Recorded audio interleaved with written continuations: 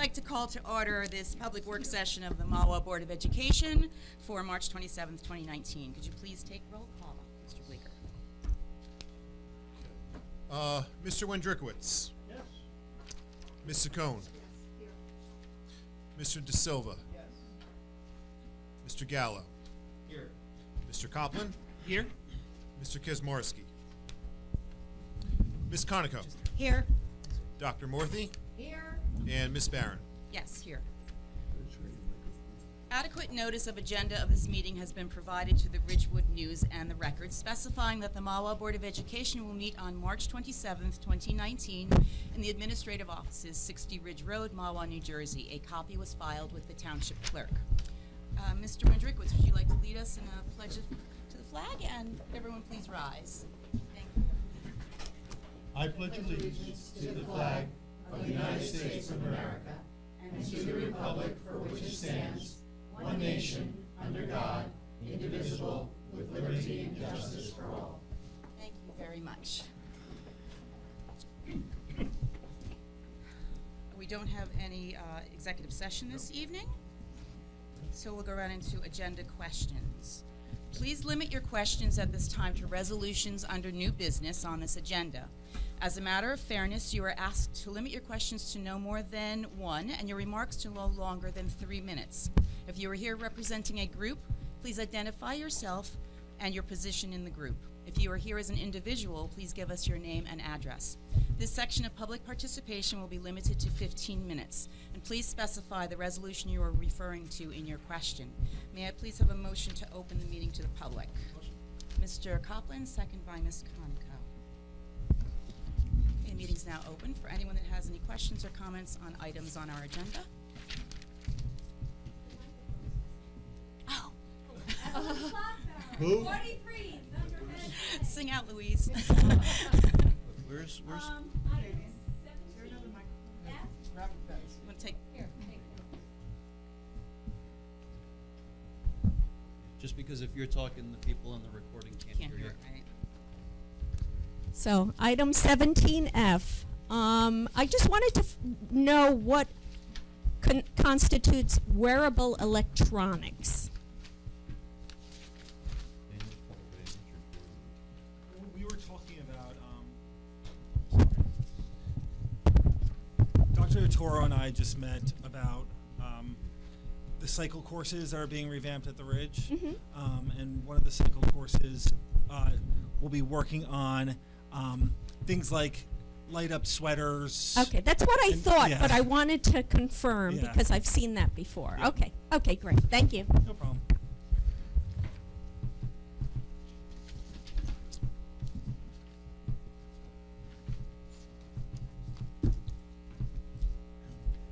Good evening. My name is Alan Becker, 34 North Bayard Lane in Mahwah.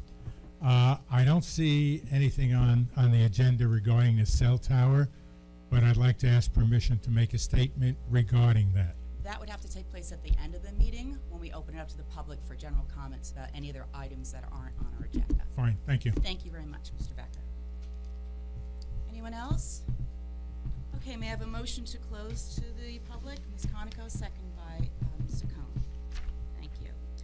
Dr. Schoen, do you have a report for us this evening? I do. I just, am I on? Hello? Yes. You're on. Outstanding. Good evening, everyone.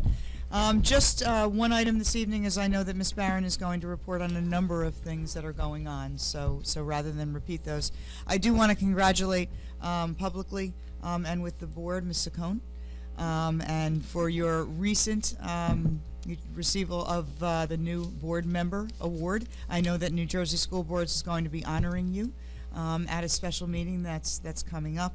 And the new board member certification award recognizes the completion of training in critical areas for new board members. Thank you. So our congratulations to you.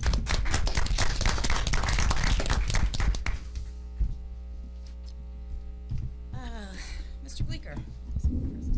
Yes, part of the budget presentation. Okay.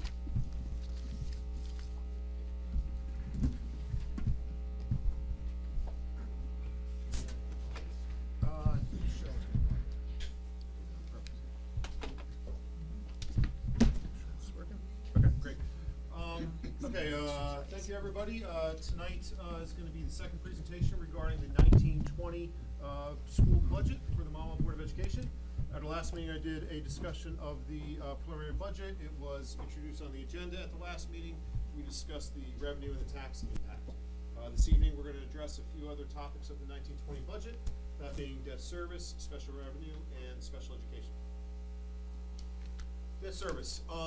There are currently 2 bonds that are outstanding that we are currently in the process of making principal and interest payments on. These bonds are being fully funded by the tax levy. The bond total principal and interest amounts for the 1920 school year are $1,596,650. These bonds were approved by the voters of the township by referendum in 2002 and 2003, and both bonds were refinanced respectively in 2009 and 2011. A little bit more information about those 2 bonds. The 2002 bond, which was refinanced in 2009, that original bond issue was for the building and construction of Lenape Meadows Elementary School. The last principal and interest payment for that bond is scheduled for the 22-23 school year. The 2003 bond that was refinanced in 2011, that original bond was for additions and renovations at Mahwah High School and Ramble Ridge Middle School. And the last principal and interest payment for that bond is scheduled for the 2023-2024 year. So based on how we are proceeding, both bonds will be fully paid off in about 5 years. Special revenue. Special revenue is an area of the budget that's also commonly referred to as Fund 20. It's an area of the budget where we specifically allocate for any federal or state funds that we receive, as well as some local entity and private funds. The federal funds that primarily go here are ESSA, which is formerly was known as NCLD, Title I, Title II, Title III, bonds of that nature fall under, grants of that nature fall under ESSA, as well as money from IDEA. The state funds that we allocate to the Special Revenue Fund are non-public grants. We're the custodian of several funds for non-public schools within our town. The state gives us the money, we're the custodian for those funds, and then we work with the non-public schools in our town for spending those funds that we have allocated. And then local grants. Local grants would be funds that we receive from Mahwah Schools Foundation and other organizations such as that. For budgeting for next year, the federal, which I previously mentioned, was the ESSA and the IDA. We anticipate a budget of approximately $702,000 for 1920. For the state, those are non-public grants that I had mentioned, approximately $16,500. Total anticipated special revenue or Fund 20 for the 1920 year is $718,500. Special education. Special education costs include out-of-district tuition. I'll go into that in a little bit more detail on the next slide, as well as related and extraordinary services that we provide our students. Speech, physical, and occupational therapy, the ESS program that we operate at the high school in the Ridge, one-to-one services that our students may need, as well as nursing services and other services of that nature. Also, costs include the general administration, the child study team, and any self-contained classes that we run and operate. What was that? And represents approximately 70% of the overall budget. I'm sorry, Kyle, does that 17% include the transportation for special education? It does not. It does not include the transportation. Out-of-district tuition. Again, this was the cost that I had mentioned on the previous slide. The out-of-district tuition is the largest piece of that. There are 2 components, one for special education students, as well as another on the bottom for general education students. Special education students, currently we have 69 students who are placed out of district. There are several different locations. They can be at private schools for disabled. Some attend Bergen County Special Services, programs that they offer. Some are at programs at public schools. And in addition, Mike, to your point, to the tuition, there's also some students have additional services, those nursing, those one-to-one, which are added to the tuition, and transportation. In addition to special education, we have 51 and a half, because we have a couple students that do part-time programs at the high school level. 51 and a half general education students who attend tuition-based programs. These are all high school 9 through 12 students. They attend either Bergen County Academies or Bergen County Technicals or vacation schools, which there is a tuition component for that is included within the operating budget. Those 3 items were the ones that we were discussing this evening: the debt service, special revenue, and special education. next meeting, we're going to take a look at benefits as well as personnel and operations on April 10th. And the meeting following that, May 1st, will be a summary of the 1920 budget and the final adoption. Any questions at all from the board? May I have a copy of this presentation, please? Absolutely. And all the copy notes will be posted online as well. Thank you, sir. Thank you very much. Thank you, Don.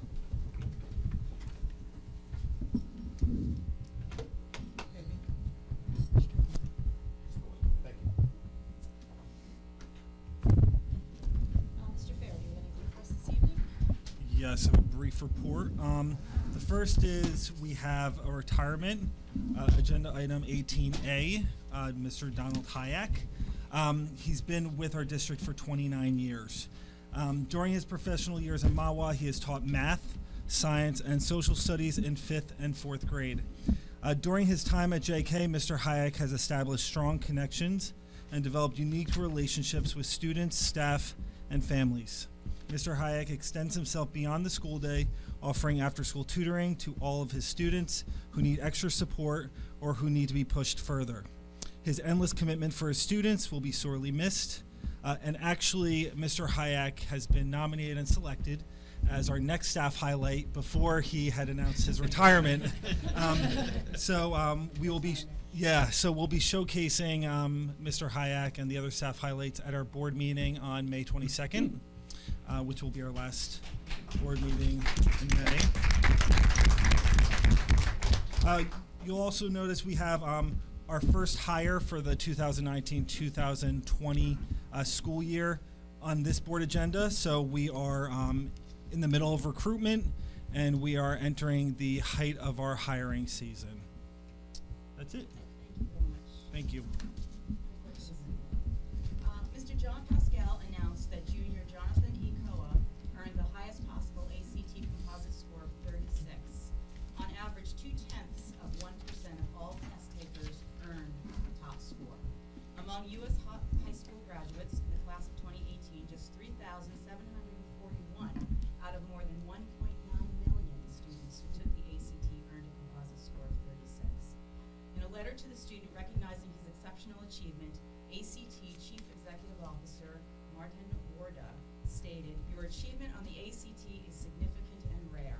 While test scores are just one of the multiple criteria that most colleges consider when making admissions decisions, your exceptional ACT composite score should prove helpful as you pursue your education and career goals." So we want to congratulate Jonathan on this wonderful achievement.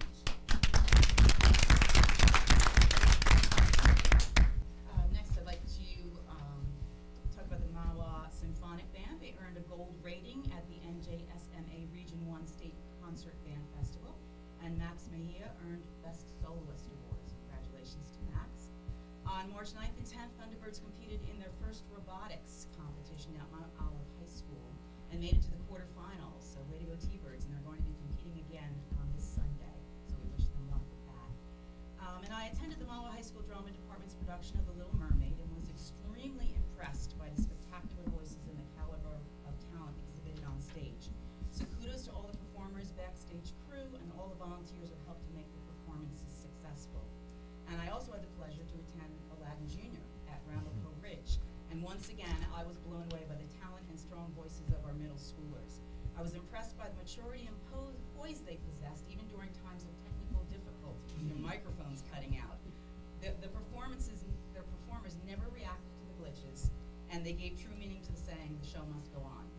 Congrats to all the performers, backstage crew, and volunteers who helped present praiseworthy performances. And last but not least, I want to make sure that I commend and thank all the teachers who lovingly give their time and talents to help support and nurture our students through the arts. I believe exposure to the arts instills compassion and empathy, which helps to support the well-rounded development of our students. So thank you to all. And that is my report. Do you have any board member committee reports this evening? One for policy committee. You'll see 17H and I. We're continuing with our review of the 2000 series. So we have a bunch of first readings. They're pretty much just language updates, nothing crazy. On I, we have a bunch of policies to be abolished, and those are Most of them are being abolished because they refer to NCLB, which is no longer, it has been replaced by ESSA. So these policies have all been replaced and are no longer applicable. And the last one for the practice and preseason heat acclimation for interscholastic athletics is basically duplicated. It's covered elsewhere. Thank you very much. Yes, Mr. Hill. I have a report for the negotiations committee. Since we last met as a board, we have not met with the MEA in that period, but we did meet as a committee. We're now in the thicker part of the negotiations process, but as one of the negotiators uses the phrase, trending up. And the MEA has communicated to us their eagerness to continue dialogue, and we're trying to set up a meeting for next Monday. But we do have a meeting scheduled for April 8th. So negotiations is proceeding. I also have a report for Finance Committee. And just prior to this meeting, we met as a committee to discuss long-range capital facility plans and a variety of projects that are going to be affecting our schools in the next few months, as well as projects that will be affecting the schools over the next few years. A lot of exciting things happening, and we look forward to executing a lot of these this summer. Kyle and our new facilities director will be very, very busy this summer to avoid impacting school operations in September when we resume school. Another aspect of from our Finance Facilities Committee is there's been a lot of press recently related to our playground facilities, and playground upgrades are on our facilities plan.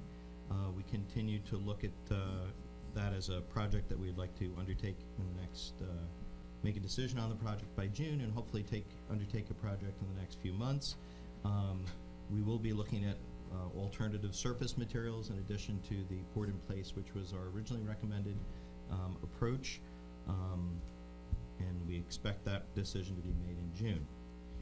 On a more community-wide project, at last week's town council meeting, several comments were made regarding the board's involvement in the cell tower project. So I'm going to give a little report on the board's involvement with the cell tower project and where we are now in the process. So first, just let me say that there is no resolution binding the Board of Education to any action related to the Township cell tower project on tonight's agenda. This report is intended to provide some background and update the board and public on the Board of Education's involvement related to the Township cell project. The Mahwah Board of Education owns property across from Secor's farm that has been considered by the Township as a potential site for a cell tower. A portion of the property that includes the ball fields and parking areas is leased by the Board of Education to the Township for recreational activities. In July of 2017, Township leadership reached out to the board to consider managing an RFP to locate a cell tower on this property. We agreed, and we adopted the following guidelines to help us in our decision making. First, providing cell service to meet a public safety need is not part of the mission of the Board of Education. Subsequently, number two, the board would manage an RFP so long as the board did not have to expend any funds to make the project happen. To minimize the costs and risks to the board, we directed our attorney to develop an RFP that made the bidder responsible for all aspects of the project, from identifying a specific site, obtaining all the necessary approvals, managing any litigation that might arise from the project, and all engineering, construction, and operational aspects of the cell tower. And finally, number three, we wanted to be respectful of the character of the area, and that our preference for a site on the board property was in the wooded area to the northern section of the property. In May of 2018, the board awarded a lease to AT&T Singular as a result of a competitive RFP.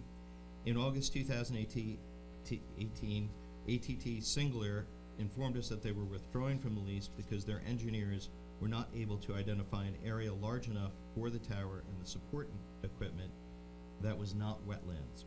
The board secretary informed the township business administrator the next day that they had withdrawn and that the board would no longer be pursuing this project. On May 15th, 2019, at the request of Mayor Roth, members of the Finance Committee, Rick was not present at the time, Board President Kim Barron, Superintendent Dr. Schoen, and Board Business Administrator Kyle Bleeker met with the Mayor and Mike Kelly The purpose of the meeting was to discuss where the township was in their process and to inform us that the township was applying for Chapter 26 previously disturbed wetlands development permit from the New Jersey Department of Environmental Protection. They also showed us where the cell tower might be located. The mayor asked us to give him feedback from the board if the board would support the development of a cell tower in the parking area. We said we would discuss the question at our meeting today, March 27th, and get back to him. So if there are any questions from the board that any facility matter person may want to answer, otherwise I'll hand the meeting back over to Kim, where she sort of can get a sense of where we are in our thinking of a cell tower in the parking lot. All right, so I would like to know if any board members would like to make any comments. Speaking for myself and possibly members of the board, I want to thank you, Kim, for the outline you had, because the board really had no idea all the where, why, and wherefores. In fact, from December 17th, 2018 till today, we were unaware there had been a meeting of the mayor, and I appreciate this. I wish more of it would be forthcoming from the various committees. And that was from Mr. Dowd. Do you have any comments on the positioning of the cell tower with the town council? Not at this time. Does anyone else have any comments they'd like to make? So, I mean, I think Mike kind of laid out where we were a year ago, and one of our guiding principles being to do what we can to protect the aesthetic appeal of that property. I think we have a pretty nice park up there between the pond and the ball fields and everything else. I think that having a tower at the end of the parking lot would change the focal point, I guess, of that property and have a pretty significant impact on the character of that piece of property. If I remember correctly, there are 50 acres up there. I can't help but think somewhere on that 50 acres, there's a place that's less visually detrimental to the character of the area. Mahwah is known as Bergen County's parkland, and I think that that park that we have up there now is sort of emblematic of that. I kind of relate it to, you know, if it were my backyard and I had a big, huge backyard and most of it were just wooded and nothing there, would I build this next to my swimming pool or would I build it in the woods? And I think in between the baseball diamond and the soccer field is kind of like building that right next to your pool. I would not be a fan of that location. I think there's plenty of other property up there. There's lots of space. I can't help but think somewhere, again, on that 50 acres, there's a better location that's less visually impactful to the character of the area than in the middle of the parking lot. Do we have a copy of the map that's being referred to? Because I don't think the board members outside of the committee has seen that map. Well, I know Rick just mentioned the middle of the parking Right, lot. so where Is the it- location is actually, you know where the porta potties are? Between ones? between the soccer field and the baseball Yeah, field. my home plate. Right, so if I remember correctly, and I wasn't at the meeting, it would be 60 feet wide and 20 feet deep at the end of that parking lot where the porta It's potties the are. very, the footprint will be the very back, so it will essentially start at the far left corner of the soccer lacrosse fields. It'll be from that point back and come out across horizontally, heading towards the baseball fields, 60 feet with a 20-foot depth. That's the location and the size of the footprint. Whose recommendation was that particular spot? That was Mike Kelly's, that's where they thought they could put it. Okay. The township engineer. Right, no, I got it, okay, okay, so that was from, so there was a formal request that we No. looked at? No. It's not a No. formal request. They're They're so they're just they're To get a sense right, of how the board feels about this. they need to get a letter of interpretation for wherever they put it, and before they expend the time and energy and resources to get that, they need to make sure that we would be amenable to that location. Okay. Right. Now, the other question I had, Mike, was about the wetlands, because they looked at the feasibility of it being more in the woods, correct, Rick, if I So, understand that? so the original But then- location where we had awarded Correct, a right. lease was deep in the woods. Right, Right. and that We was s- denied. And we because it still was just favor, not we still viable. favor that location. Right. Okay. We, So I think, the reason. I don't wanna speak for the board, but I Right. think there's a Sure. preference for that location. Right, so basically, Prima, the reason that AT&T Singular did not proceed was it can be done if you're willing to expend the resources to make it happen. For And the for, wetlands issue. right, for them, it didn't pencil. Right. No, So, I got and that's Okay. why, But what you said at the end Mhm. was, is there, some, are we or is someone wanting to look into getting approval through the wetlands, or? The Let's- we town have- would still require to get a disturbed wetlands development permit if they were to put a tower in what we call the developed area, Got the it. area behind between the ball field and the lacrosse. And that could be rejected to disturb the wetlands? Yes, it could be. Okay, I'm just trying to get all. Yeah, no, Okay. that's a good question. And it's also Good Green question. Acres property, Got it. so that's Okay. also another. I'm sorry? right, but, It's but Green that, Acres that, property. but that would be their, That would be their. that would be their, That would their. be the Yeah, issue, sure. township's sort of. So now responsibility the at that point. current possibility would be this location we're talking about between the fields? Now, That's- this current location, is this encroaching into the parking lot, or is it staying within that wooded area that's No, back there? absolutely, it's in the parking lot. It's gonna be a little bit into the It's right on parking lot. the border where there's a berm in the very back, a small berm. That's its beginning point, and coming out 20 feet into the parking lot, reducing the radius when you're coming around behind That the was my ball next field. question. Yeah. Yeah. So the- that area- The egress, the flow of traffic will then be reduced, I think it's about 30 feet, yeah. So that area between the dugout and that wooded area where the parking lot or the Yeah. driveway is right now, that would be reduced by, you're telling me, about 20, 30 feet? So would that even? Two of them. Between the backstop and the fence where the tower would be about 30 feet or less. Do we have a drawing of it Yeah, by there chance? is. It's- They were supposed to send us some. They were Okay. supposed to, but we didn't receive it. That's fine, if you guys get it. Please get Yeah, it. yeah. And then the other, piggybacking on what Rick said, I think another concern with this particular location is the fact that it becomes an attractive nuisance. Number one, it's out in the open, kids play.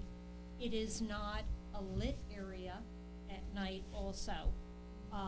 There will be fencing around it, balls will careen in there, soccer balls, lacrosse balls, baseballs.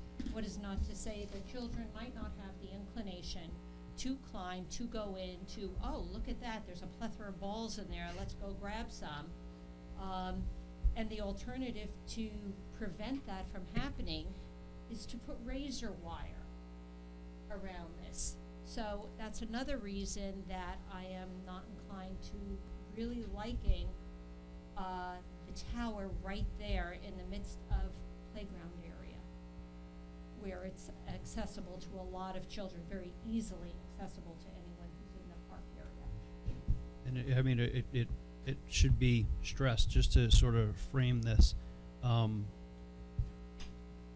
This board has no opinion as to whether the Airmont property or the Rosansky property would be the better location. We have no opinion there. That is absolutely a question or a decision for the mayor and council. That's not what we're being asked here. We're being asked basically hypothetically, if they were to apply for a letter of interpretation, I guess it would be for a specific location. So we're just being asked, are we comfortable with that specific location? Not whether, it's anything about which location it should go on. That's not anything that we have any sway over.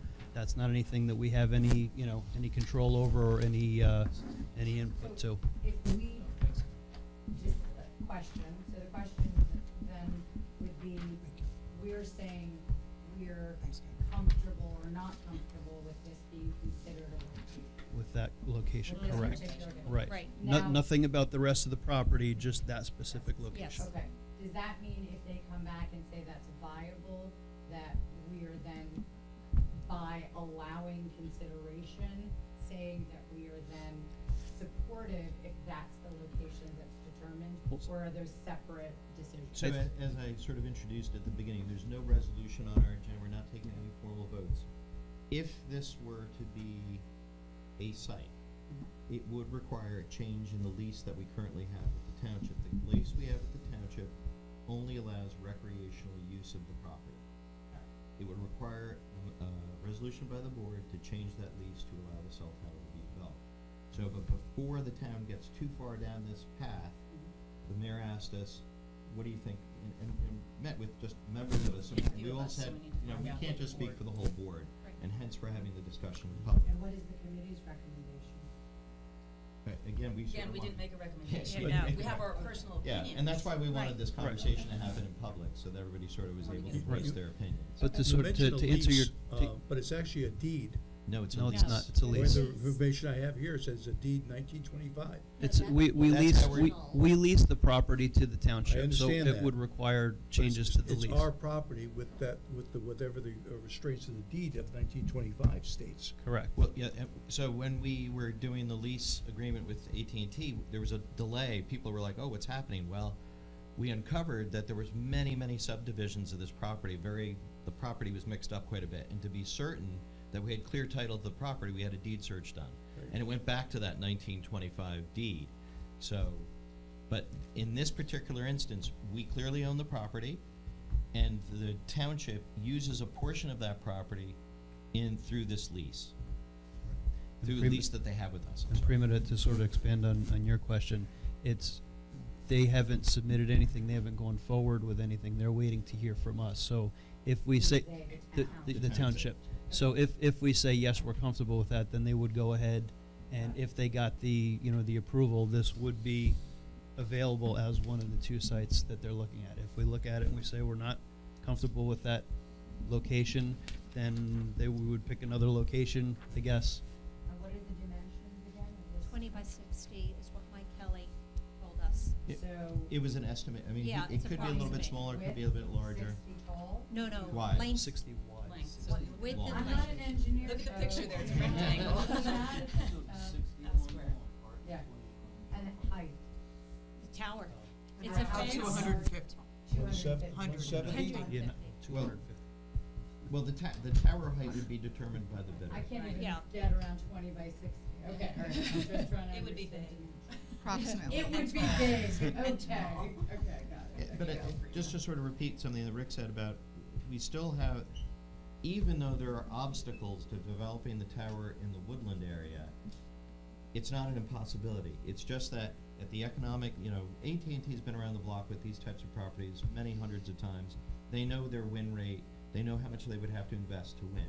We're just saying from a board perspective that emergency communication services is not part of our responsibility. And the expenditure of board resources to develop that property and to obtain those approvals is not any of our real business. There are other parties, obviously, that could undertake that, that endeavor, but it's not us. And I think as a board, I mean, my perspective would be, what are the best interests of the children and the Correct. families that we serve? Yes. I mean, I'm very familiar, having spent many hours in baseball around this field. First of all, it's already very tight in that driveway. But more concern is, I mean, the concept of razor wires that you were bringing up as a possibility, or a way for there to prevent kids, I mean, is there? Kids from are there- climbing the yeah, fences Can you to climb access. this tower? I mean, Well, Not the tower, the the tower, fence, it's the fencing The that fence will around enclose the the enclosure. footprint. so, What was- to me, it's like, I think we have to also look at at the safety of our kids. If we're leasing this as sports, and usage for sports, Recreation. there are a lot of K through 5, because then otherwise it'd be at the high school or, this is K through 5, and then It's- who uses lacrosse? Oh, field? it's K through, you're getting Eight? K through 8 for all the Eight, balls. okay, Yeah. but these are still younger kids. Younger kids. Actually, Wow. sorry, I take that back. You're getting high school teams that are playing Oh, on you're these getting- fields, yeah. yes. Oh, okay. Soccer field Yeah, I is saw just them. for younger Yeah, kids. high school baseball But teams. I would be are more like- concerned about the younger kids, because they're, kids are kids, they're curious, there's impulse control issues. I think I would have some concern just logistically about the space, about, safety issues, And the fact that it then limits further the parking facilities there when I know parking is already quite tight there. But again, and there's no way to push that just a little further back? Well, there's actually, the stream is There's a right stream behind on the that. other side of the berm. The only thing that separates the stream from the parking lot is a berm of wood chips the town has been depositing there for a number of years. Where the porta potties are. Yeah, well, I don't know where the That party whole back parties are, line but- I'm with of you. that Okay. field. Yeah. In your conversations with Mike and the mayor, I don't like making an assumption. So they're suggesting this location. Are we concerned, or are they concerned, excuse me, about setback requirements? I'm not a zoning official, so I don't. We don't know. I don't know if that came up in That's your not meetings or part of the, That's yeah, it's not part of our- the conversation that we need to consider. I mean, obviously, I would imagine any application that came before either zoning or planning would be subject to whatever ordinances are in effect, but that's not, I didn't know if it that's came up not in your within our conversation. purview. I don't think it's that far along. Wendy, do you have any comments? No, I just was wondering, is the town no longer considering the Company 3 They're con- firehouse they're- property? Yeah, they're, Or is that still? as I understand, they're looking to get letters of interpretation on both properties. I mean, that would be a great question for a council meeting. I really don't know. They're considering both. I don't understand the whole LOI process. Okay, I have my sense of the whole thing as well, and I'm along the lines of Dr. Markey and Ms. Monica, along with other co-owners. It's all about the safety of the children, and I'm concerned because it is recreational property, and this would put, I think, a blemish on it, and would be an attractive nuisance, and would cause safety issues, and I don't really think that our town needs to have razor wire. It looks like it's a prison of sorts there. So I'm not averse to, again, using any of the other property. There's 50 acres there. They are more than welcome to check out the rest of the property, as far as I'm concerned. That's my personal opinion, but I'm not for this area right here. Is there anyone else? Yeah, I'm sorry, one other question. I didn't go through the entire presentation. The town council had their expert make a presentation about a month or two ago. In that presentation, they spoke about this property. Was there any other locations that expert suggested a tower can go on our property? No, it was a general, this Vicinity. whole property, that whole property. It didn't, He wasn't specific? his scope was not, that wasn't his scope. It wasn't what he was hired to study. But there was also a lot of conversation that night about you could put it on the lighting, you could put it on the top of lights. And that's, That- and that's all not- for, that's all, That's not coming from the right. expert. And Was that's, not from the expert. but that's, And but that's that's all, beyond that's all our part of the purview. town council discussion. That has nothing to do with us. Mr. Gallo, do you have any take on Yeah, this? the only thing that in my mind, sort of the decision making was that, we're not going to build a school here on this property. So how does this property figure into the board's interest? And I thought, our sort of third criteria of decision making, we're stewards of this property. So our care for the property, its impact on the character and aesthetic of the area, that's sort of the deciding factor here.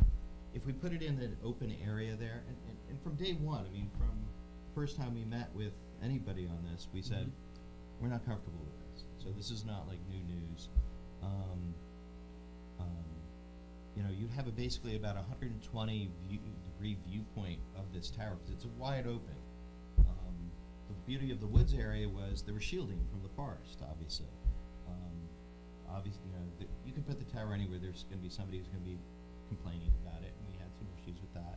But ultimately, that location was ideal in terms of shielding the tower from visibility. It would have a de minimis impact on the area. So that's sort of the way my thinking went on this. It's sort of been consistent from the beginning. And as I said, that was one of our guiding principles from basically August of 2017. So I would not be in favor of putting a tower in that location. Okay, so to make it clear, the board's role in this process is to determine if the cell tower on its property would be consistent with its mission to serve Mahwah's students, faculty, and administrators. So in the specific case of this property, we considered our decision in light of our stewardship responsibility and how development on the property may impact the character of the property and surrounding area. So based, as you've all heard, this informal poll of board members, it appears that we don't support that area, the cell tower on the parking area.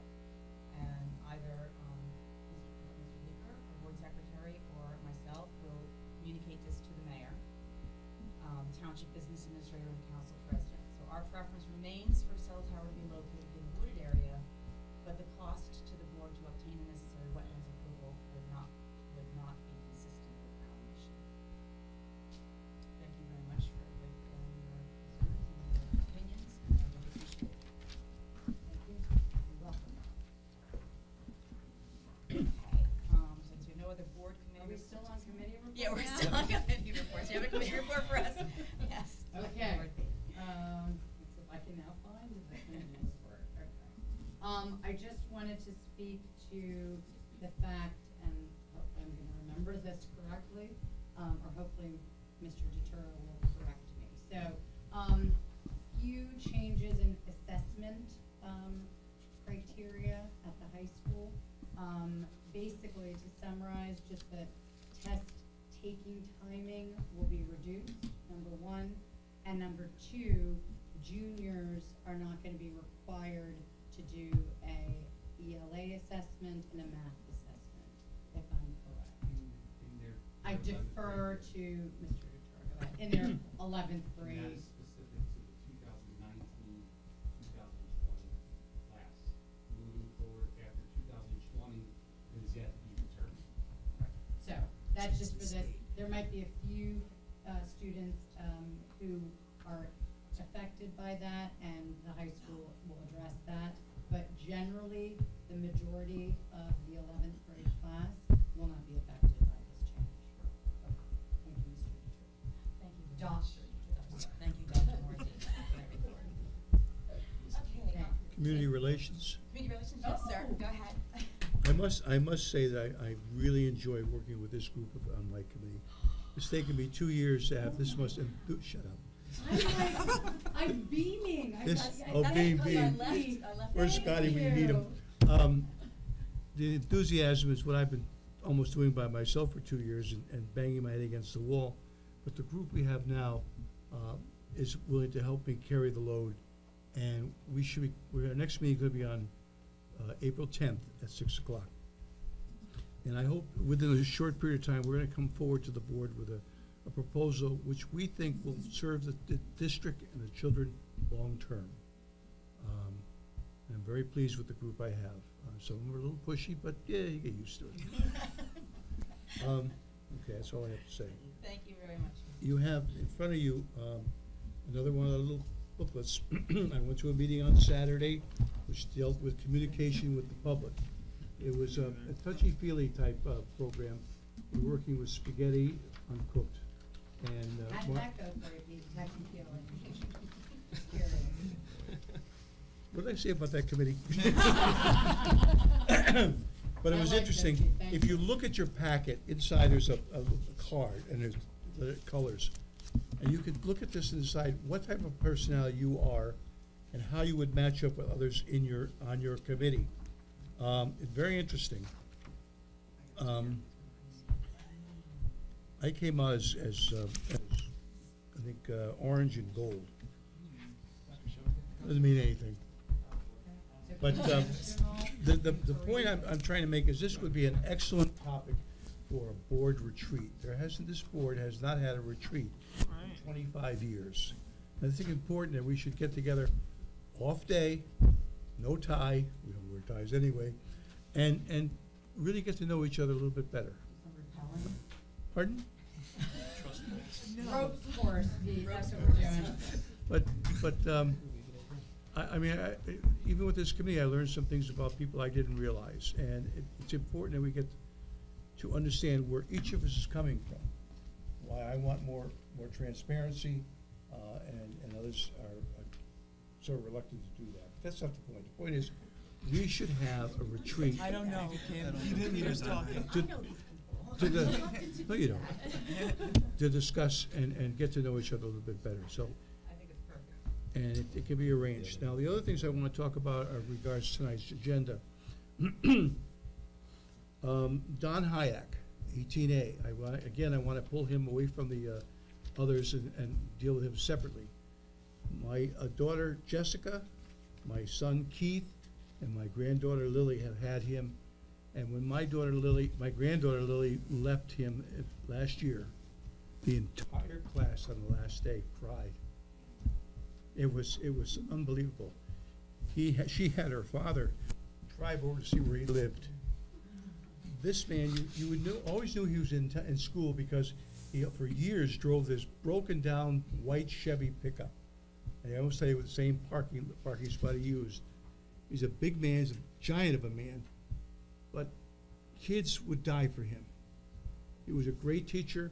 And again, my daughter Jessica is a married woman now, and far from school. He would call Lily, my granddaughter Jessica, once in a while. Lily got used to it. He's a great man, and he'll be sorely missed. And he really, he needs to be pulled apart from the agenda and spoken to and dealt with privately.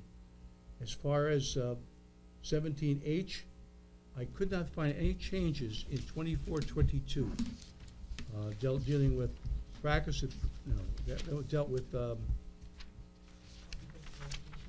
physical education. I have it in front of me. The physical education part. Same as last time. Huh? Same as last time. There were no his and hers or pupils or anything. Right. Same. You asked the same question last time. When we got rid of our current policy and replaced it wholesale with Strauss Esme's recommendation, we didn't make any changes to the text of that policy. And I guess that's the same with 2431-3, the practice of pre-season dropping that. Because I was surprised that you would drop that kind of a policy when it's extremely important for our coaches and athletes We to agree. understand. We agree. We're like I said earlier, that one we're getting rid of because it's covered elsewhere. So this is kind of a duplicate. It's unnecessary. Okay. I just want to make sure that was happening. Yep. The third thing, and I'm going to try to put this in the nicest terms possible without angering anyone. Last spring, we had in the budget to purchase 2 buses, a 54-seat bus and a smaller bus. And at the time, Paramus had just occurred, and it was sad. And I pressured the administration to install 3-point seat belts.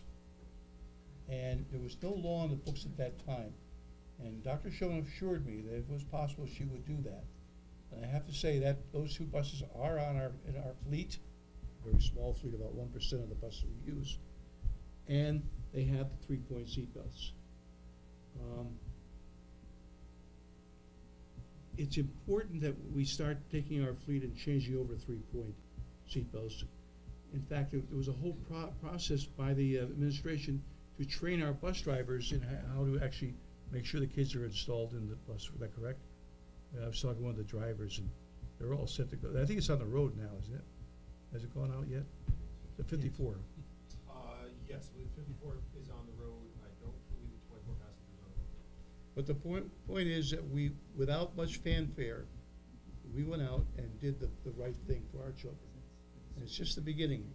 The fleet we own, most of it, 99% of it is charter. We have really no big control over charter. But what's beginning to happen in Mahwah is that, and it's one of the bus stops is right down the street from where my granddaughter gets on the bus. We're having a large contingent of people who suddenly realize they're not going to stop for the bus, and they've been blowing by it. Now the police have done their job. They've been coming there, been sitting there every morning, and in the afternoon they're in the bushes watching. But they're stretched thin because we're asking the police to watch the bus stops, not only in Fardale but throughout the district, but also watch our schools as the kids egress from the schools.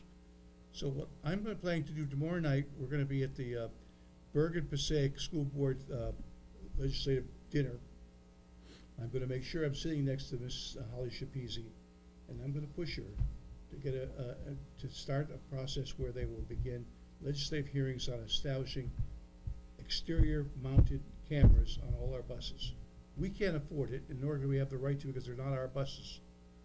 But the ones that are, we could do. But I think it's high time that we put on these bus cameras and get them out there, because it's getting serious. I don't want to have a Lilly rule, a Lilly law, after a fact, some kid getting hurt or killed.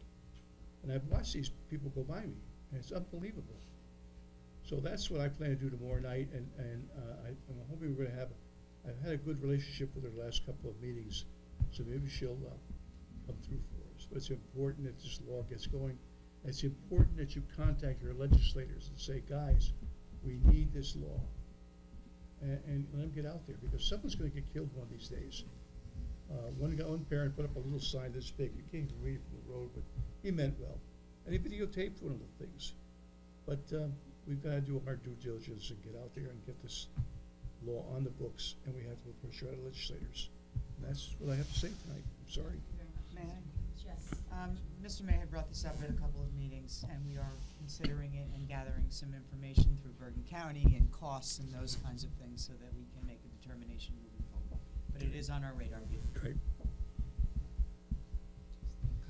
Yes. A couple things. First of all, I want to remind the board the next Parent Academy, what every sports parent needs to know, is April 3rd, this Wednesday. Dr. Terrell, 7 o'clock, correct? 7 o'clock at the high school.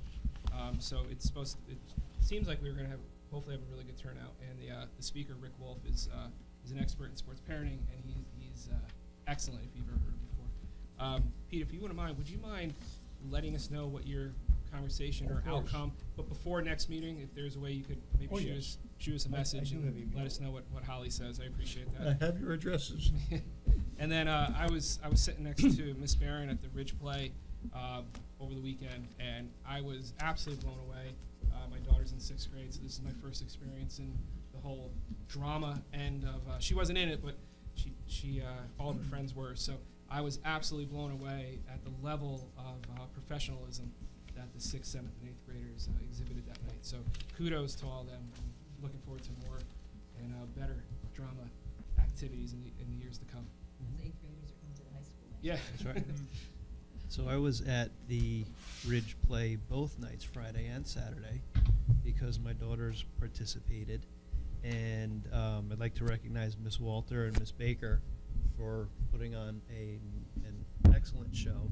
And between the kids out front and the kids in the back and stage crew, just did an unbelievable job. But there's, another thing that I'd like to call out. At both intermissions, all the snacks were either made by or donated by the staff as part of the fundraising for the program for next year. And I have to give a shout out to Mr. Jarvis for his oatmeal butterscotch cookies that were awesome, and I bought a bag both nights. So He could run home ec. on March 23rd, Ramapo Ridge sent a Future Problem Solver group to the New Jersey Future Problem Solving State Bowl at Keene University. And this is something that they have to qualify for, and obviously they did. And I'm not going to read all the names because we'll be here for a while. But I'd like to just give a shout out to Ms. Corella and her team. In the junior division, they won first place for their presentation of their action plan. All these action plans were on the topic of stress. So they were given different scenarios, different problems to solve, and what they would do to mitigate the issue, and then they have to do a presentation. So the junior division won first place in their presentation of their action plan. The middle division won second place for their presentation of their action plan. Also in the middle division, a student won third place individual in the scenario writing piece.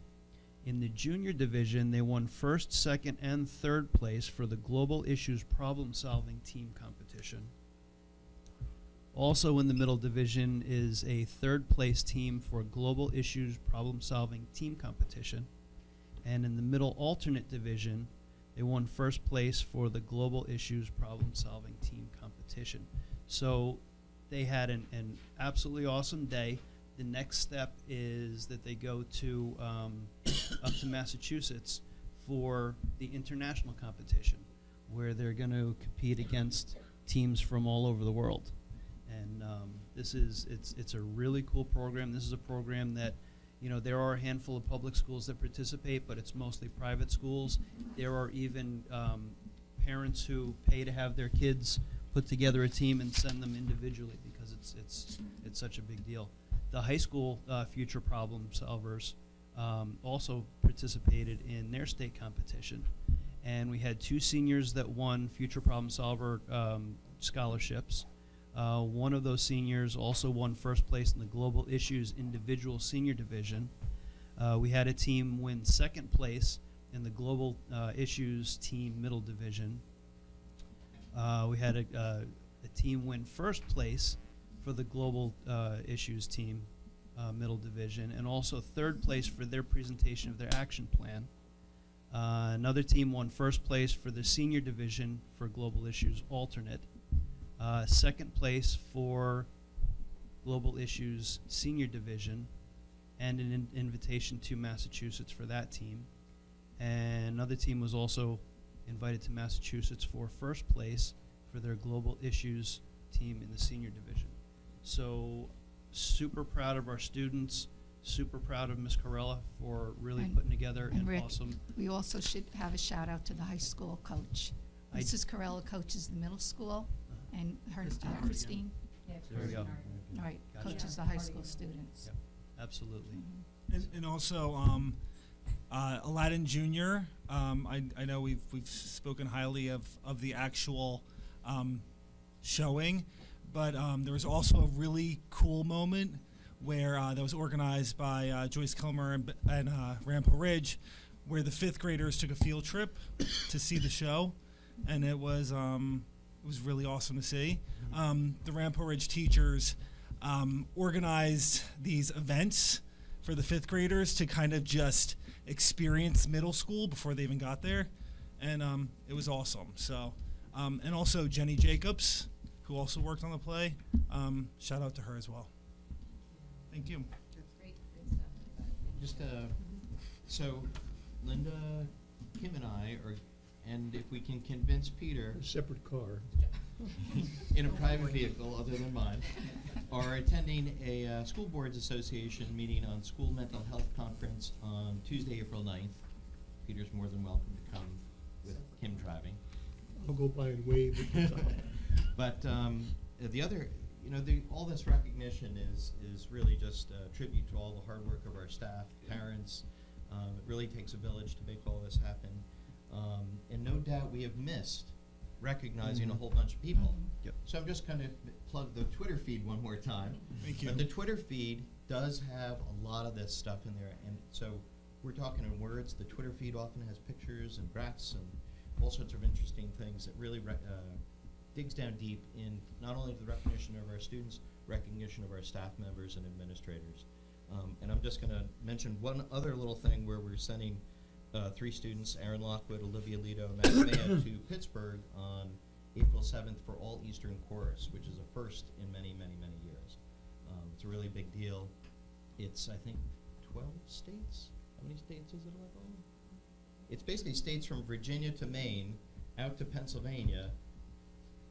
The best students in chorus, and they also have a symphonic band and a jazz band component, go to this event. It's really it's a really big deal, and the fact that we had 3 chorus students is really amazing. And my apologies to anybody who we did not recognize. Okay, old business. May I have a motion to move on old business? Dr. Murphy, second by Mr. Winthrop-Lewis.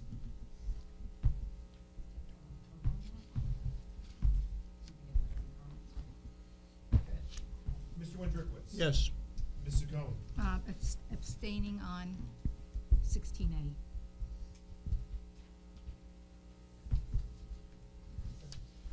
Mr. De Silva. Yes. Mr. Gallo.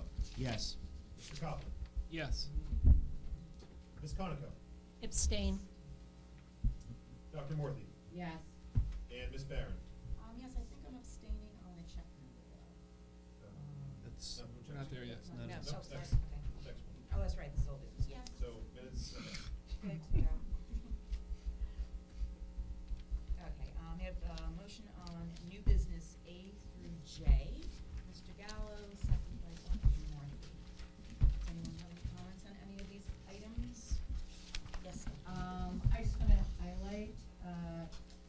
18J. That was part of my report 2 weeks ago about the graphic novels. And these are now, being specified which ones that we're going to be using for instructional use. I think, again, if you have a child coming up to it, or you're gonna have a child participating in the 6th grade, unit, as part of the curriculum, take a look at some of these titles, and you just go onto Amazon and take a look. I encourage you to do that because some of them are really tremendous and have some great value. And it would be great maybe to even read it or look through it with your child as well. So I just wanted to highlight that. And thank you very much. Okay, would you take a roll call, please? Mr. Wondrikowitz? Yes. Ms. Saccone? Yes. Mr. De Silva? Yes. Mr. Gallo? Yes, except in 17A, I am abstaining from check number 094425. Mr. Copeland? Yes. Ms. Conoco? Yes. Dr. Morphy? Yes. And Ms. Barron? Yes, but abstaining on check number 02823. Thank you. Okay, now I'd like a motion to move on 18, B through V, as in Victor. And we will, take out A for afterwards. A motion to proceed. Ms. Cohen, second by Mr. De Silva. Any other comments on any of these items? Yeah, on 18 T, I just wanted to highlight that it's something that has come up before, and I think I just wanted to highlight that we're really valuing and appreciating the drama department. You guys you're spoken about Aladdin and Little Mermaid and all the great performances, where we're now teasing out a little bit more that this is a very involved position, where it used to be one position. Now there's going to be 3 director of dramatics for the fall play, spring musical, and then drama activities. So I think we just need to highlight that we're recognizing the importance of that, how much people do who are in those positions, and that we're really expanding that role. Thank you very much. I want to highlight 18E, the appointment of a new woodshop individual. And I'm very glad that we were able to find somebody with that depth of experience and talent, and that we can maintain a woodshop program. I mean, today we talk about a virtual world and this and that. I'm very 20th century. Somebody's going to make furniture 10 years from now, 100 years from now. The fact that we have this program tells us that we're thinking a little bit beyond just the virtual world. I want an explanation for G and H, the intermediate leave of absence. I've always understood the Family Leave Act. But this is the first time I've seen it specifically laid out by dates. Is there a reason for that? We've always done that with intermittent leaves. We've I've always never had seen it them. before. We have. It just means that it's not one length of time. It's used sporadically throughout a period of time. It's not consecutive, all the dates. I'll talk to you privately. Yeah. Thank you. Okay. Okay, please take roll call for 18B through V. Yes.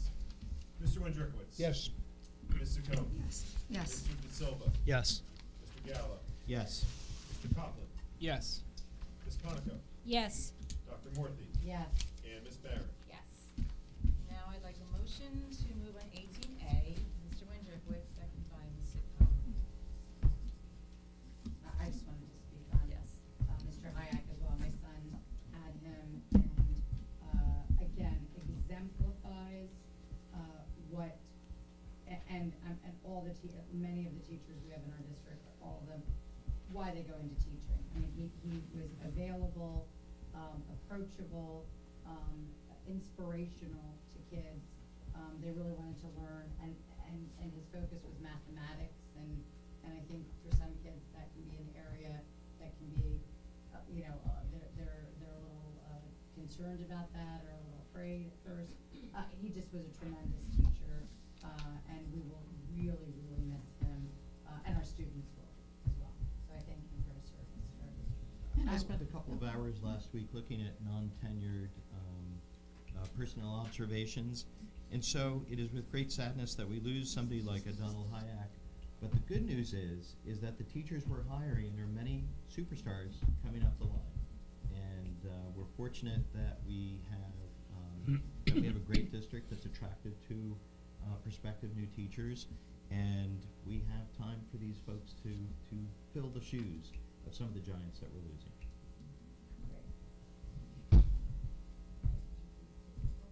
Yes. Mr. Windrikowitz. Sadly, yes. Ms. Saccone. Yes. Mr. De Silva. Yes. Mr. Gallo. Yes. Mr. Coughlin. Yes. Ms. Conoco. Yes. Dr. Morty. Yes. And Ms. Barron. Yes, and best of luck to Mr. Hayek. Endeavors. Okay, we have public questions and comments. This section of public participation will be limited to 15 minutes. May I have a motion to open the meeting to the public? Mr. Coughlin, second by Mr. Gallo. Please state your name and your address.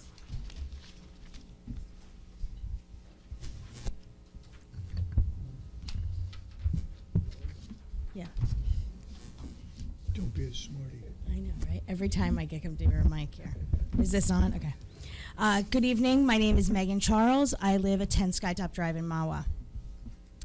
And I am a parent of 2 children. My oldest son is a kindergartner at GW. And I am also a proud graduate of Mahwah High School and the public school system here. And it's one of the main reasons, other than my family still lives here, that I came back to Mahwah 4 years ago to raise my children. So I love this town, and it was I'm sentimental about it. So I was super excited last year when my son was going to Safety Town, and they announced it was at Betsy Ross, because I'm a Betsy Ross kid. So when he went, all the stories that I told him about my elementary school, I showed him all these little places, and I even scheduled a play date for after Safety Town one day for all his preschool friends. So we finished the Safety Town, right? Left the auditorium where I showed him where we learned and performed 50 Nifty. And we started going down towards the hill, towards the playground. About halfway down the hill, I get hit with this smell. I didn't expect it, but I knew it. Research shows that out of all the senses, it's our sense of smell, our olfactory senses, that are closest tightly tied to memory. And they're right, those studies. Because halfway down that hill to the Betsy Ross playground, the smell that I was hit with was the same smell that I encountered on that same playground 30 years ago. I was a little kid, Betsy Ross, in 1985 when we had the old tires on the playground. And the smell of those tires when they got hit by the summer sun is a smell that I had forgotten. But as soon as I smelt it, there I was again. So we came down and we started playing in the playground in the area, and I started talking to the moms, and we were walking around, and although it was cushy, don't get me wrong, it's cushy, it was gross. And it was, the smell only intensified when we were standing on it. So much so that one of my friends, after 10, 15 minutes, she said, Meg, I'm sorry, I gotta go. I think it's giving me a headache. So we started talking about it. I said, I'm sure it's different stuff, but it really looks like someone went back, took the 1985 tires that I played on, crushed them up, and spread them out for our kids now. I know it's probably different stuff, but it might as well be the same. So that's what I'm here to talk to you about tonight. It's interesting that you brought up all these things. Congratulations on your award, Mrs. Saccone. You were talking about the problem solvers, and congratulations to all of them. And I was a former problem solver from Mahwah, and I like to think my parents and that team taught me to solve community problems, right? So here I am again, not a high school kid anymore, but a parent. The rubber turf, or rubber mulch, or turf, whatever they're calling it these days, is awful. especially when the weather's warm, as I said, it's on their clothes, it's on their bodies, it's on their faces, and let's be honest, all of us who have kids, they're little, it's in their mouths. The material is completely unregulated. There is no state, federal, or independent body charged with regulating it. The only thing it's tested for is what they call impact attenuation, the bounciness. A Yale study that a colleague of mine, Ann Pally, will cite in a moment, shows high levels of carcinogens and dangerous metals, including lead and chromium. I don't want my 6-year-old rolling around in it, and I don't want other Mahwah kids rolling around in it either. Currently, the Consumer Product Safety Commission checks toys and other items that come in contact with our kids. This is the body that issues a recall when there's a toy that has a lead in it. But they don't regulate this stuff. It's unfortunate because this stuff, as I call it, this rubber mulch, is made up of things that none of us would want to come into contact in daily life, and yet we allow our kids to roll around in it. We need to remove it and make sure that as responsible parents and educators, we're not just replacing it with something equally as dangerous. First, this is what I'm talking about. Mr. Gallo, you're the president. Feel free to open it, take a whiff. Don't get too, don't put it in your mouth. We have many parents who have, yeah, we do. We have some on our floors. All of us have it. My children, I don't remember this. It's everywhere. Oh yeah. So, and I actually did a. Smells like childhood. It does. It does. But wait till it's hot. I actually did like an amateur core sample, if you will. So there's like some of the dust on the bottom and the bigger chunks on the top, to give an accurate representation. So, so there's been some discussion about the poured rubber mulch. But based on lack of conclusive data of the safety of this poured rubber mulch, I just consider it a fancy cousin to this stuff.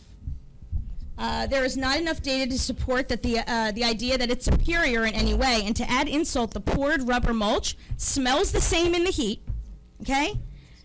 Gives you the same kind of headache. And as a taxpayer, I really object to it because it's extremely expensive. But you know what isn't expensive? Certified safe wood chips. Okay, I'm almost done. So as free-thinking adults, I just want to say this. We all come to the table with different viewpoints. And with that in mind, I just want to state that although we'll be sharing a lot of facts tonight about health and safety, if you decide to, and again, I know you're looking at it, we would like a faster timeline because the weather is getting warm and the smell is going to be happening. It's already in my rug. It's already in everything. It's already coming back. So what we're looking for is a faster timeline to find out when this can be removed. Hopefully we can put in wood chips instead. But I want to make something clear that even though we're sharing all these health and facts, you voting for a fast removal of this stuff and a safe alternative doesn't necessarily mean that you're saying you believe in this reason, that you believe in the cited studies that we're discussing today. Maybe your reason is different. We just want you to vote for it. Maybe your reason is fiscal. Maybe your reason is aesthetic. Maybe your reason you live next door and you're sick of the smell too. But I just want to ask you to please don't just put it in a pile, to consider it in a capital budget thing when we'll discuss it and maybe, I'm not sure the timeline. We just want it done fast. So I urge you, elected school board members, to please, in the best interest of our children, remove this product and replace it with a proven, natural, safe alternative. Thank you very much. Thank you.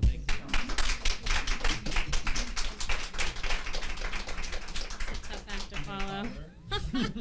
Ann Powley, 86 West Crescent Avenue. So I was kind of curious. I'm still trying to get a grip of what all happens in this room, and thank you all for being here and doing it. So that little round robin about the cell tower, I mean, how could we get something like that about the mulch? Because I feel like I've done a lot of research. I know I'm probably bugging you guys with my report length reports, and I feel like it's just going into the ether, and I'm not getting any feedback, and I just kind of want to know what you're thinking. I mean, I think I know you're open to removing the tire chips just because it's old and it's gross. But then what? Why the holdout on the poured rubber as... Right, we're gonna make a decision by June, and the wood chips we'll put it in the hopper as part of the consideration, but we'll be making a decision in June. You originally contacted the superintendent in October of 2017. February of 2018 rolls around, we have Parkland. We have a whole series of security initiatives we had to fund and move ahead of relatively quickly, because we have to move on that, plus we can't disrupt school operations. We have, I think, about 6 projects that we have to do this summer, including curtain wall at the high school, which has been leaking for how many years? Too long. 15 years. So we have a whole bunch of projects that are moving ahead. This project did not emerge at the top of the pile in October of 17 when we first received it. It is on the top of the pile now. The superintendent has put it in her recommendations to us, and we'll be considering it between now and June. And in June, there'll be a plan to move forward. It's hard to wait that long, knowing how long the conversation's been going on and knowing what the kids are playing on. The more I read, I think the more upset I get, and maybe just for the room, I should fill them in a little bit because I've sent you guys all the details. We have the information already, so you definitely have to go into it. Send it to us. So I would just like to highlight a conversation I had last week. I've been doing lots of phone calls. So I called the DEP just to try to find out what's the deal with the rubber tire chips. And they told me, we don't oversee that because it's a consumer product. I said, well, if there was a pile of tires sitting on the playground for 20 years, then would you come out and test the soil and see what was going on? They said, yes, but it's been shredded and sold as mulch, so now it's a consumer product, and that's overseen by the Department of Health. So I called the Department of Health, and they told me there are no federal or state guidelines for the contents of rubber mulch. None. But, he said, if you're going to remove it, you have to have it tested for toxicity. You have to find out what's in it so that they know how to dispose of it as solid waste or as hazardous waste. And I'm sitting here as a parent saying, you have to test it to throw it out, but nobody had to test it for my kids to be playing on it. It's insane. It's a loophole in the federal law called the Federal Resource Recovery Act. You guys can Google it. It allows hazardous material, if it's turned into a consumer product, to be exempted from hazardous materials regulations. And that's what our kids are playing on. And I know the rubber mulch sounds very attractive. I just want to reiterate, 99% of the time it's the exact same material. I don't know if there is a poured rubber surface that isn't made from shredded tires. I don't know if that's something that you're investigating. Those are going to be calls I'm going to be making in the next week. But it's essentially the same stuff, even if it's not loose and the kids aren't rolling around in it and eating it. The only thing that seems logical to me is the certified playground mulch, which is wood chips. It's very inexpensive. Aside from the disposal issue, it could be done in a weekend. It could be done on a Saturday morning when the kids aren't at school. We don't have to wait till summer. We don't have to wait till June. The certified playground mulch is actually tested for some chemical content. They make sure there's no arsenic, no preservatives have been on it. The edges are rounded, so it's safer for the kids to play on. It has the impact attenuation everybody needs to prevent injuries from fall. I mean, it really seems like the only material worth looking at. And while I'm in here, I know we have some other people in the room that care about this stuff. The tire chips are not regulated. Neither is any other product made from those tire chips, including the crumb fill in turf fields. So I don't know when turf fields might come up as being redone for schools, that you should know there are lots of safer alternatives now. You don't have to do grass. And also, to the council members in the room, I hope that maybe we could look at some better alternatives for the Continental Soldiers field as well. And I'll be sending you all information on that shortly. So I do appreciate all your time here. I feel like there really is only one option, and I just wish it could be decided on a little sooner. It seems like a relatively small amount of money, just for the wood chips. The cord, I get it. So, also, we did circulate a petition. I think today we're up to about 345 signatures, and I'm remiss I didn't print out copies. I'll get that to you electronically. Thank you. Thank you.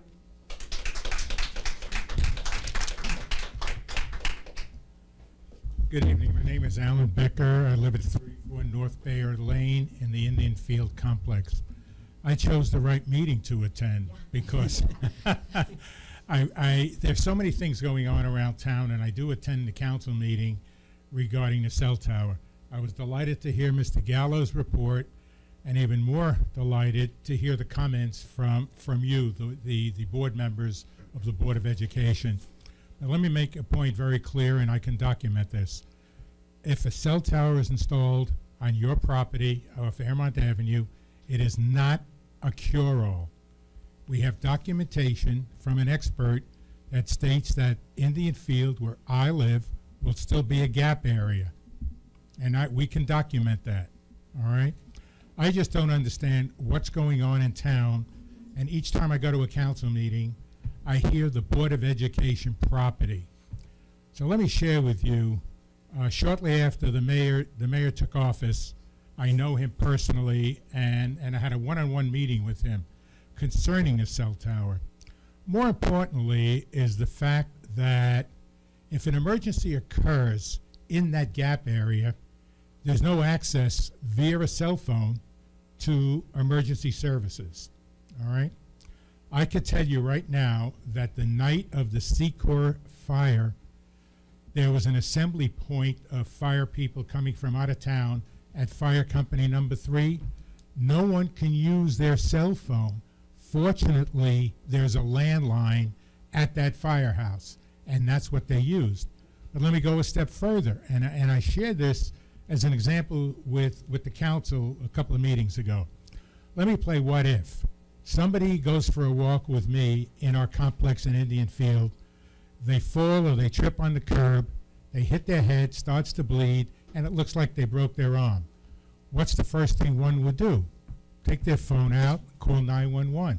Well, what happens when you can't get through to 911 and somebody is laying on the ground bleeding? If the tables were turned, I'm with EMS. I'm part of the emergency services here in town. I would know what to do. But what about the 5,000 people that live in that gap area that don't have that ability? So I'm very concerned when I hear the Board of Education property come up in conversation at every council meeting. When I met with the mayor, his statement to me was, I'm not going to put my signature on anything until I'm confident that we have the right location. So they hired a consultant, and I attended that presentation, and I can tell you it was one of the finest presentations I ever heard. The man is so buttoned up, so qualified, and he chose Masonicus Firehouse as the prime area for a cell tower.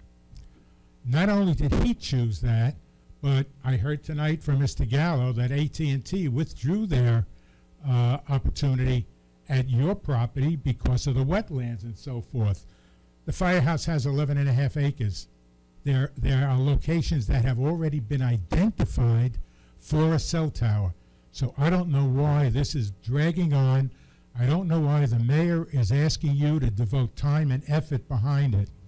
I have a document here that I would like to give to the president of an email that the mayor sent to the Department of DEP, Department of Environmental Protection, asking them to clear some of the wetlands on your property so they can install a cell tower. And in this email, it clearly states that the consultant identified the Masonicus Firehouse as the prime location. So I'm here asking you if down the road it comes down to it, your property is not the prime location, Masonicus Firehouse is the prime location, and that should solve almost 100% of that gap area.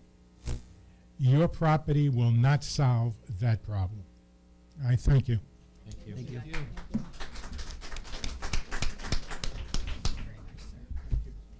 Mr. Becker, if I may, I'd just like to reiterate that, you know, through the whole conversation, like I said earlier, whether it's our property or the Masonicus property, this board has no opinion. It's a matter for, you know, the mayor and council to decide. And if they come to the conclusion that the property at the top of Airmont is the, you know, the their chosen location for whatever reason, to the extent that it helps to help solve part of a community issue, we're going to be inclined to help.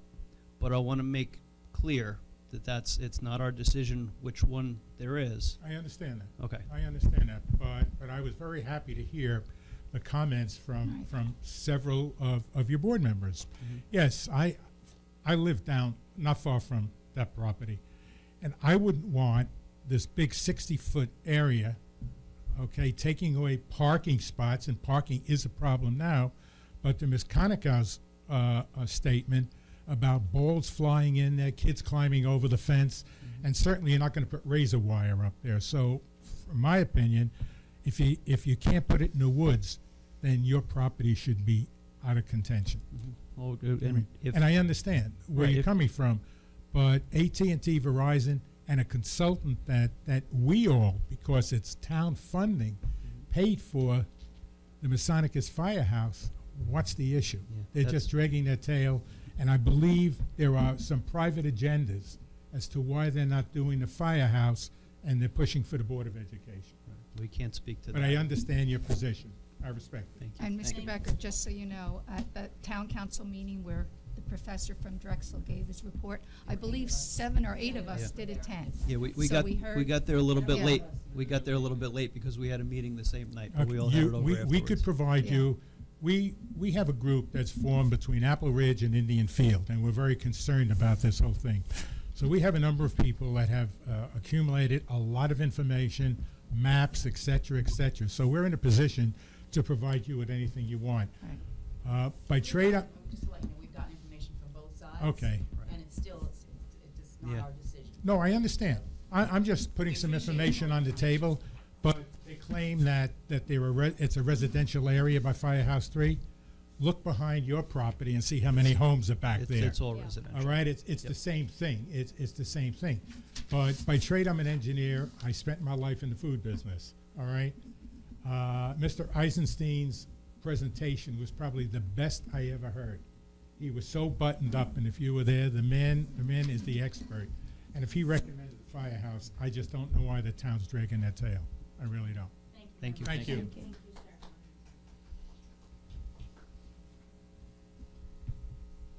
I'll try to be quick, I promise. Hello, I'm Laura Prinsky of 51 Malcolm Road.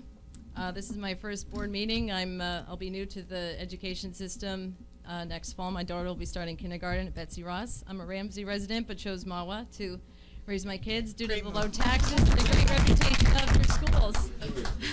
I hope so. I hope so. I'm here because I belong to the Moms and Dads Facebook group and heard that you'd be talking about the tire mulch, so I'm just switching gears back to that.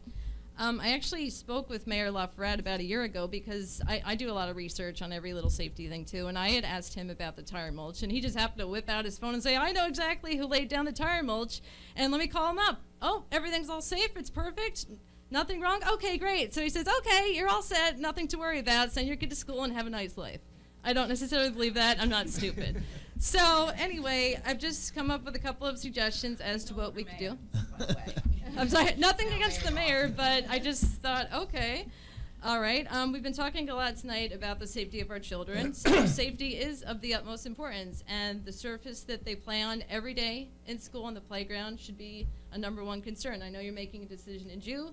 I know you'd like to expedite this. You've been fighting for this for 2 years. I 100% agree with my fellow moms over here, stick together. But just as some suggestions to raise money, maybe we could send a flyer or direct mail piece home to either all Mahwah moms and dads or everyone in Mahwah to see if we could do some kind of fundraiser or send in donations or something like that to raise the money if it's costly. But I really don't think it should be that costly. There's not a huge spot to just get some wood chips. Or I see these tree trucks all over the place cutting down trees all over. Can't we take some of the wood chips from there, work a deal with some of the companies or something to just get this done quickly? My daughter starts in a few more months and I'm already freaking out about this, and I really don't want to pay another year to send her to a private school. I already did that for pre-K. I want to send her to the Mahwah schools because they're great. You say all these great things about the theater and everything and the school reputation. I've heard nothing but great things about this town, and I want to keep my kids in the public school, and I don't want to take them out because of the stupid rubber mulch. So please just fix the problem so I don't have to be a worried parent as well before even getting into school. Put my mind at ease, their minds at ease,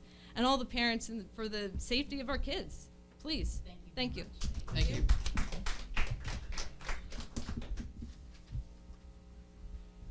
Robert Hermanson, 6 Meester Street, Mahwah, New Jersey. I want to thank the board because when I came to this board 2 years ago discussing the Board of Education property to try to solve a problem, there's a problem on that field. There's a problem in that area. There's a problem in those streets next to the going down Miller Road. In fact, that's where this whole thing started, on the cell tower situation on the ball field in Secor Farms, where everyone complained that there's no cell coverage anywhere. This was never an issue anywhere else first because there was the buildings were up at Pearson, and until the Pearson building came down where the antennas and repeaters were. So the reason why we reached out to the Board of Education at that time was because if somebody had got hurt on that ball field, that was the problem, and that was the question that was being asked of how we solved the problem. When we asked about where we could put it, if we could put it somewhere where there would be a buffer or a zone, the board was very receptive. We sat down together, and I wanted to thank the board because it was something that it actually looked to try to work together with the Township Council, which is the way it should work. It's all our tax dollars. It doesn't make a difference where the money goes to, whether it comes to the Board of Ed or to the council. It's all our same tax dollar, which is the reason why we sat and we discussed this. The point of what I'm hearing now from the gentleman before is inaccurate. If you read the statement from the gentleman who did come in, who we hired on the council. Mr. Hermanson, we have nothing, we No, cannot but make a I'm. decision. So you can tell us they're No, not no, but telling my the point truth, is this. and My. they can tell us that you're No, not telling the truth, no. but it doesn't matter to us I- because I'm we're not- not going to make the decision. I'm not trying to do that. What I'm trying to say, though, is that the dead area, what he's saying on that, if it would be covered, it is covered. If you read the report, it is covered. So my point is, We're not experts. what I would like. You're not the expert. I'm not. I'm just telling you what it said. When Council to talk to them about this. I understand, but I was on the council when we hired him. Okay, so all I can say is what I would like to see is still that property available to work together to solve a problem. We said And the but property's available. But this is the reasoning. Not where they want to put it. Paulus Press right now, when they put the tower up in Paulus Press, we made sure that it stayed within the buffer zone of 1 foot for 3 feet for every foot to the tower, which is 450 feet from another house. So Before we go any further, we're going to give the mayor our take on it. He can come back to us and explain to us what he'd like to do, if he'd like to do something different, if there's something else that you're trying to explain to us right now. You don't represent the mayor or the town council. No, but. So I understand that you're concerned, but it really doesn't. No, but I reach don't our know. level. We have nothing to I would like decide you on to let this, me so finish my point. Please make it quick. I'm trying. Everyone else took plenty of time, so I don't think that there was a reasoning here where you could try to rush me along now. The bottom line is that if you have a buffer with this in the one spot, if you go in and you limit the buffer from the township more than the 3 feet for every foot, and you take it and you put it in one location, you're opening up Pandora's box to every other spot in this town to have that happen, which is the reason why I do believe that you should maintain the buffer no matter where it is. So if there is going to be a space where you don't want to put it back by the ball field, what you're saying, because of the baseball fields or the balls going in or razor wire or whatever, then I would ask that you think still about another location and sit down with the engineer to try to find that safe buffer zone that would not cause a problem. It's not our place to Well, decide the but location of well, the but wait a minute though. cell I think if what he's saying is that we should sit down with the engineer and see if we can find another location on that property, which I think we're willing to do. We've all said Right. And that's what I'm asking. We Right. already We're- said that. Yeah, Right, we're- within the 50 That's- acres, because the problem you have with the wetland is now you gotta get DEP to sign off again, which is one of the things we looked at. So the reason why they looked at that spot, or where they came to that spot, I think Mr. Kelly did, was because he didn't have to go back to DEP. It only had to go through an exception, and it didn't take as much time. My hope in this town is that we don't try to put things down people's throats in our back. We don't want someone to encroach us on a fence, or a pool, or a shed. All right, we would all be the first ones there, which is the reason why we would like to keep the setbacks and the buffers in the right place. The last thing you want to do when you're talking about the problem why the two properties came up is they're talking about potentially putting something 200 feet from somebody's property. People are concerned about that, because if it's not just us next time that is them, what about the next neighborhood? And what about the next time that there's another problem in coverage? We know there's another dead zone on 202. What's going to happen for those? And that's all we're just trying to ask. So I have a question though. Sure. Where do you feel the onus is on? Because the due diligence for location perhaps, or for the best options, I think is out of the purview of, like you're saying, we should meet with engineers, et cetera.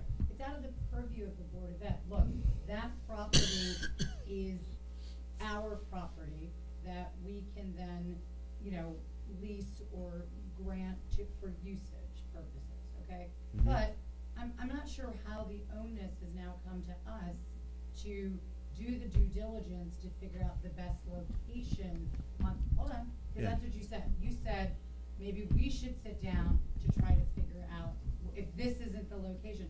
Look, I think the board has said and been open to using our property as an option and as a solution to this problem. However, for now, the two places that have been presented Mhm. have had issues. One with the wetlands, one with it being in the woods, and then now this new location, which encroaches on ball fields and sports facilities and safety issues, in our opinion.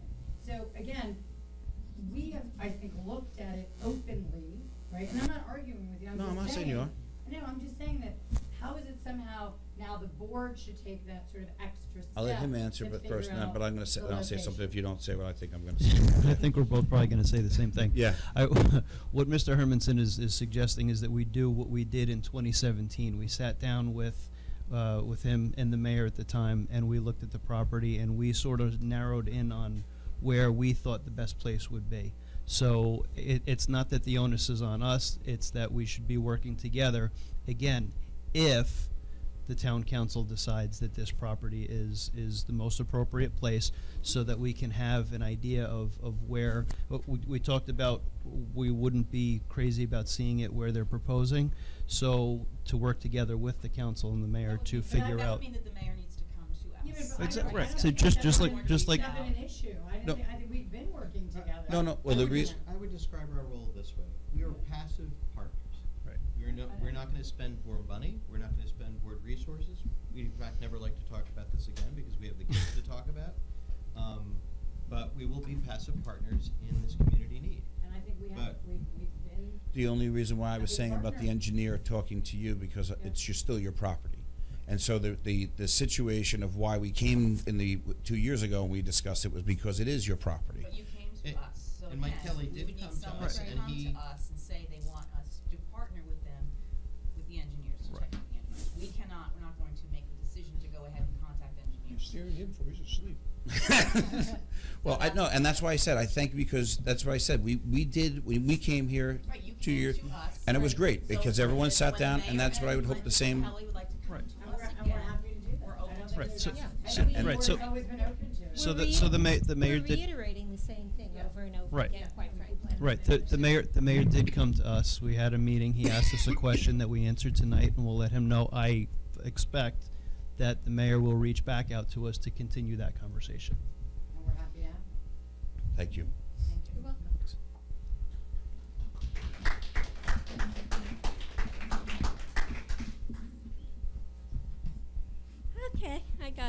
got just a couple things. Okay, so the letter to the parents regarding the 11th grade testing, is that going to be going out soon?